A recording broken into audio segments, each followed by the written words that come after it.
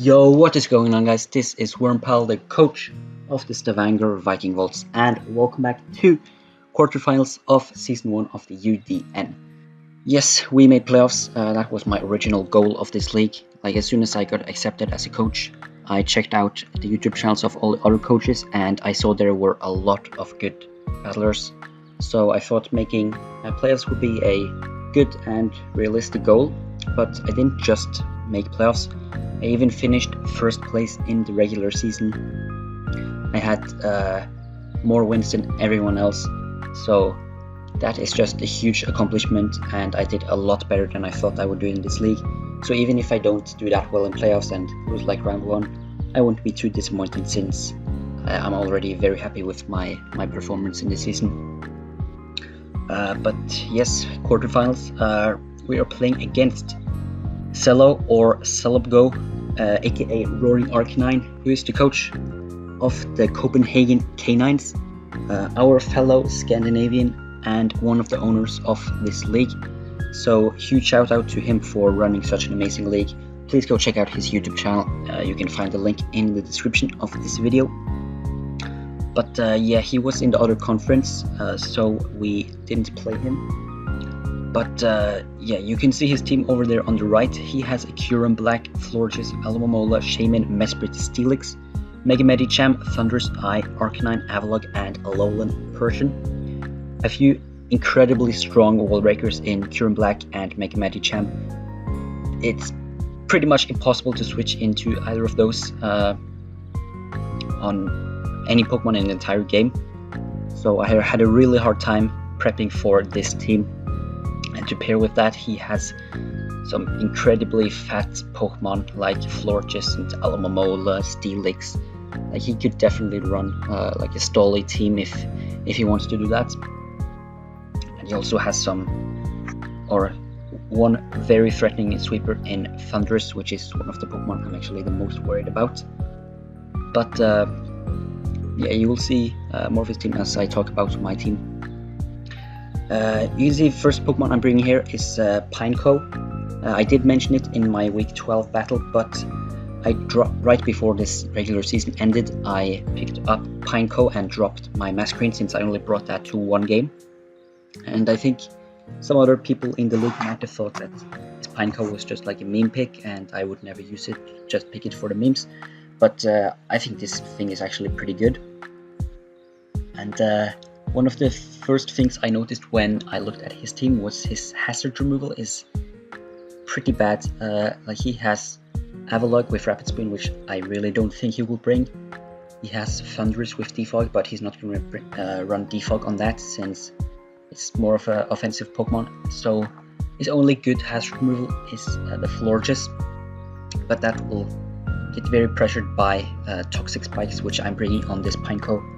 So the moves you run on Florges are usually like Moonblast, which protect, and then last move is either Defog or Heal Bell. So if he runs Defog, he cannot get rid of the poison from switching in on the Toxic Spikes. So I think Toxic Spikes will be a huge win condition for me in this game, and he doesn't have a grounded poison type, or poison type at all actually. So Toxic Spikes will be big this game. But yeah, Pineco, of course, a Violite to be able to take a lot of hits. Like, with this spread to max HP and the rest split pretty evenly between defense and special defense, I can actually take hits very well. I believe I can avoid the 2-hit KO from Mega Medicham's Zen Headbutt, which is just insane. And can also take hits from a lot of its other stuff like Shaman and Alamomola, Steelix. So there are a lot of stuff I can set up Toxic Spikes on. Stealth Rock would also be pretty good on this Pineco, but I'm running rocks on Uxie, which can set them up even more reliably. And I could also run Spikes, but I felt like these last 3 moves I needed all of them, so couldn't fit Spikes on this set. But yeah, the other moves are Rapid Spin to get rid of rocks if he tries to set them up on me from his Steelix, for example. And I have Pain Split to be able to deal a good chunk of damage to his Steelix if he wears me down, and I can get a lot of HP back myself. And the Pain Split could also be useful for a lot of his other Pokemon, just to deal a good chunk of damage if I am low on HP. And then the last move I put on Explosion to not be like setup fodder for his Thunderous, and can actually deal pretty good damage to some of his frail mons like the Thunderous and the Medicham. But yeah, that's Pineco. Next up we have Yuxi. I already explained this is for Stealth Rock, which is very annoying for him. He has quite a lot of rock weaknesses, and again, not a lot of hazard removers. But Yuxi is one of the only Pokemon that can actually be called a Mega Medicham switch-in. Psychic type means I resist both of its dual stabs, and he does not have any super effective coverage for my Yuxi. And I also have just a really big defense stat, so I can actually take hits from the Mega Medicham very well. Like a high jump kick I believe only does about 30 to 35%, so I should be able to take 3 of those, and if I cannot, I do have the rest with the Chester Berry, so I can heal myself to full health one time, and I think that will be more useful than the leftovers, since I'm not going to... This Yuxi is not going to be alive for like very long, but just getting the health back to full could be very useful, and I could run like the 50% berry, but I don't know if I have any safe way to get into the range of that, so I'm just running Resto Chesto since I didn't really need a 4th move. I pretty much just need Stealth Rock to wear things down, Psychic to be able to deal a lot of damage, and break subs if something tries to set that up on me, and U-turn to be able to gain momentum. And yeah, I could go like Thunder Wave to be... That could be pretty annoying for his Kyurem or his Medicham, but since I'm running Toxic Spikes on my Pineco, most things will already be poisoned, so I don't think Thunder Wave will actually be that useful. So that's Yuxi. Next up we have Mega Diancie. This is one of my main forms of damage this game. I'm running max attack to be able to hit very hard with Diamond Storms. He only has 2 rock resists on his team, which are Mega Medicham and Steelix, and those are weak to Moonblast and Earth Power respectively, so they're not going to really want to switch in on my Diamond Storms. And since I'm running max attack, I can also hit the Florges very hard. He does have a few mons that can take hits from my Mega Diancie, like the Alamold or the Shaman, but can't really call them switching since they don't resist any of my attacks, and they won't appreciate taking so much damage. I will definitely force them to heal back up, and I can maybe get a free switch, so Mega Diancie will be pretty good this game. Last move I'm running Protect since I didn't really need a 4th move, so I put on Protect to be able to maybe scout for a Choice Scarf, Kyurem, or Scarf Arcanine, something like that. So yes, the only thing I need to worry about with the Mega Diancie is his Mega Medicham could have Bullet Punch, which does OHKO me from full, and then also his Thunderous is... or actually he has both 2 mons that outspeed me, both the Thunderous and Alolan Persian, but I think he picked up Alolan Persian in a transaction around like week 4 or 5, and he still hasn't brought it to a single game, so I don't think he will bring that. So Medicham and Thunderous are like the only mons that I have to be worried about, and he doesn't have that many good Choice Scarf mons either, so I think Mega Diancie could be very useful in this matchup. Next up we have Starmie. This will probably be what like cleans up the game, since it's my only mon that can outspeed his Thunderous, and I already said that is the mon I'm the most worried about, since if he sets up an agility and has super effective coverage for my entire team, I'm in a lot of trouble, so I really don't want to let that happen. He could set up like what's it called, Nasty Plot as well, but then I do outspeed him with my Starmie and can hit him very hard with an Ice Beam, which should do like 87% ish, so it will kill his Thundurus after a turn, after switching in on Stealth Rocks or some other chip like a Life Orb, a few turns of like Life Orb Recall or something. But yeah, Ice Beam is to hit that and the Shaman, and then Surf and Psychic hit pretty much everything else, while Recover means I can heal up on some of his very passive mons like the Alomomola, maybe even the Florges, maybe the Mesprit, and I can keep my Starmie healthy. But yes, next up we have Mienshao. Life Orb with high jump kick hits everything on his team very hard. He does not have a ghost type, so I don't need to worry about missing that. His only like very good switching is, or it's not very good switching, but I'm likely switching to this will maybe be the Florges, because that takes high jump kick pretty well, but I do have Poison Jab for that, and if he tries to switch in his Mesprit instead, I have U-turn for that. Both Thundurus and Medicham also resist fighting, but they are very frail, so they're not going to want to take a high jump kick. And then for the last move I put on Fake Out, because I saw a lot of Celo's replays, and in a lot of his matches he led with his Mega Medicham and clicked Fake Out, so I'm thinking he might do that here too, and this Mienshao will likely be my lead, so I can click Fake Out, and since I'm faster it will go before his Medicham's Fake Out, and then I can just proceed with U-turning out and getting a lot of damage on his Medicham. And this is also if Thundurus gets out of hand, I always have that emergency button to be able to deal like 20 to 30% to his Thundurus, and yeah, so that is Mienshao. Last mon is my Magnezone. This Magnezone is, of course, is still electric type, which means it can take on pretty much his entire defensive core. It deals very well with both Florges and Alomomola, which are two of his main defensive Pokemon, and he doesn't really have much that wants to take a Volt Switch. Only thing that can like stop me from just Volt Switching around is his Steelix, but I do have Magnet Rise for that, so I'm immune to his ground type attacks and can pretty much hard wall his Steelix. I won't do that much back to him, but Steelix doesn't have any recovery moves, so I can eventually wear him down with Flash Cannon, while he can't really touch me at all. And I can even set up substitutes if I want to do that.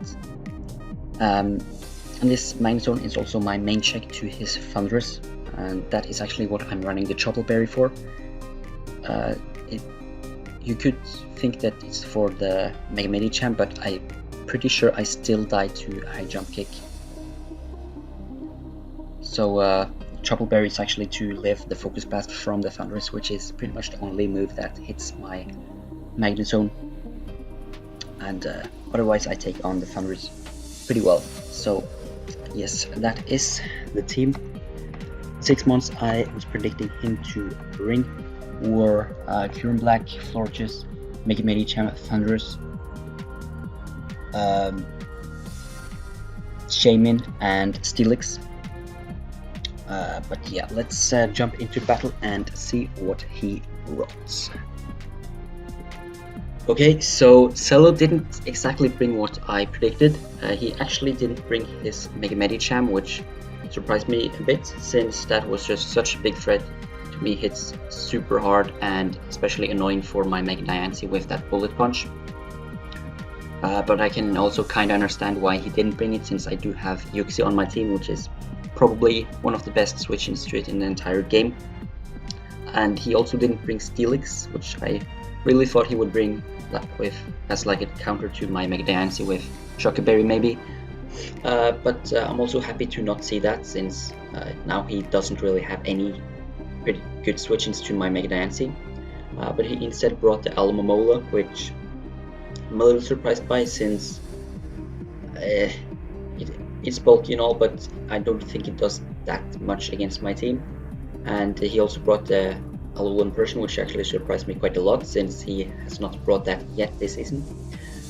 But that is another thing that can outspeed my Mega Diancie, so I do have to be careful around that. He will probably carry like Technician, Hitmower, Steel. Yeah, I know I said in Team Builder that I would lead with my Mienshao and just get a fake out, U-turn, and then go from there. So that is exactly what I do.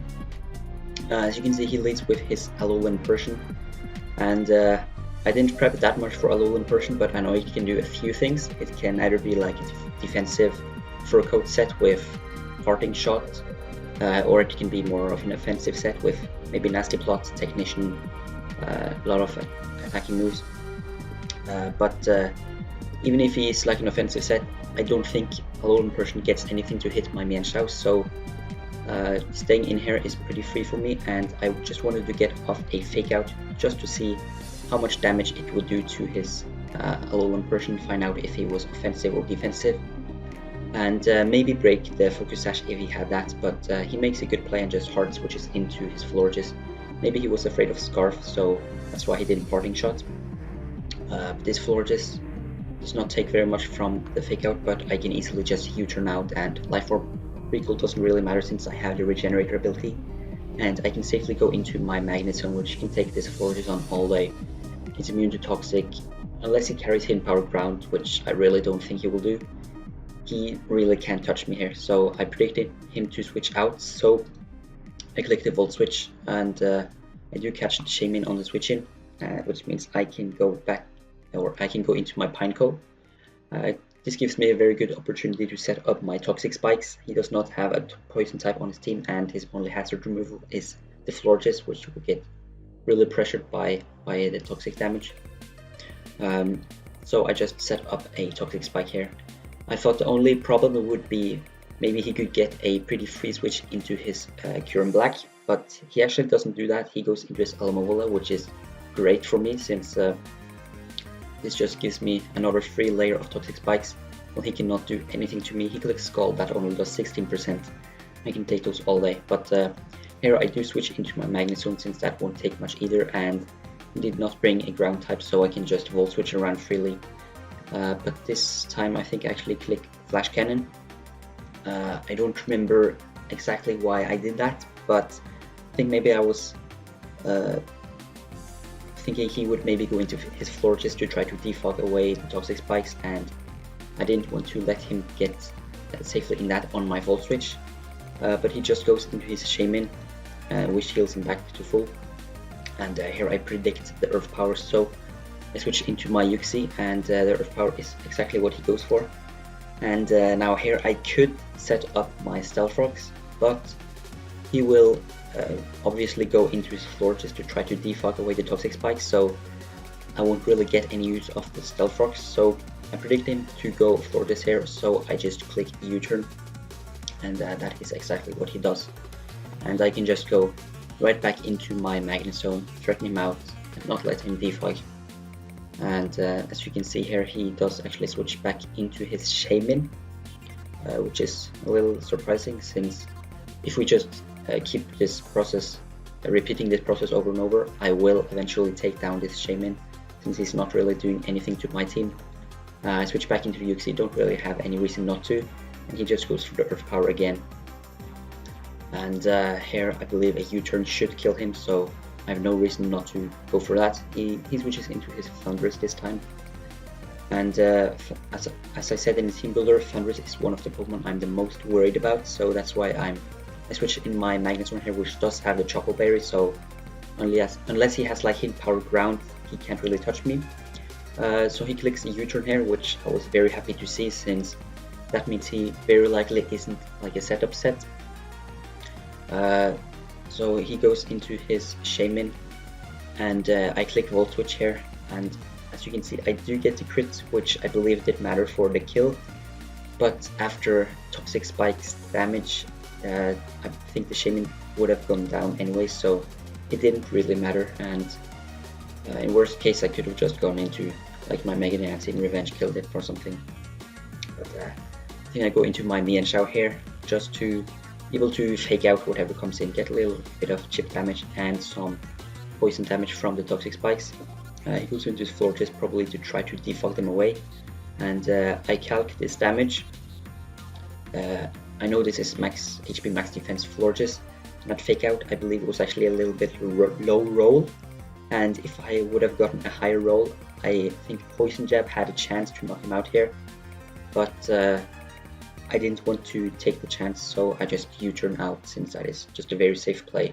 I can easily get Toxic Spikes back up with my Pineco, and that is what I switch in here, predicting him to defog, which he does do. But I'm slower than him, so I will always get up at least one layer of Toxic Spikes before he defogs.